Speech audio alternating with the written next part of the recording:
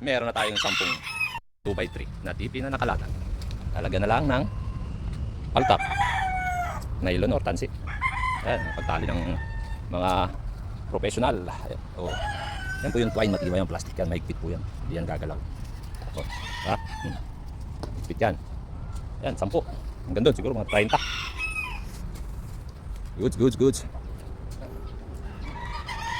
Tignan natin kung pantay. Pantay check. Baka nakatansi yan kay Richard, no? Natin ilalim. Ayun, pantay ang labas, pantay din ang loob. Very good. Oh.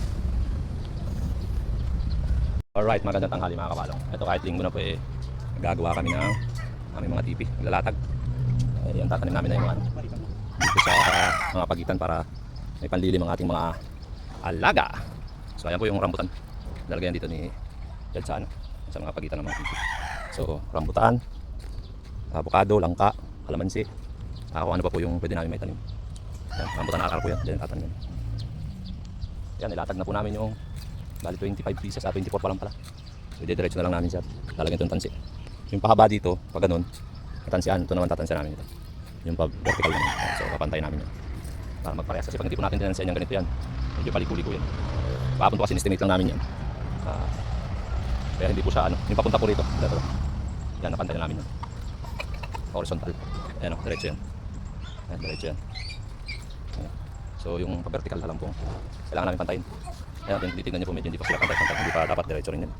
Kaya ito po medyo ano. Ayan o, pansinin nyo po medyo diretso na yan. Right. Ayan. Ayusin pa po natin yan. Tapos lalagay ng palpak dito. Lalagyan na lang ng washer. Babago. Para may tali na po natin itong mga natin.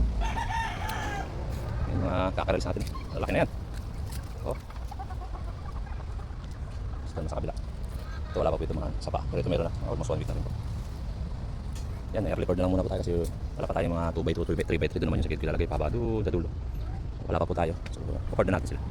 Alright.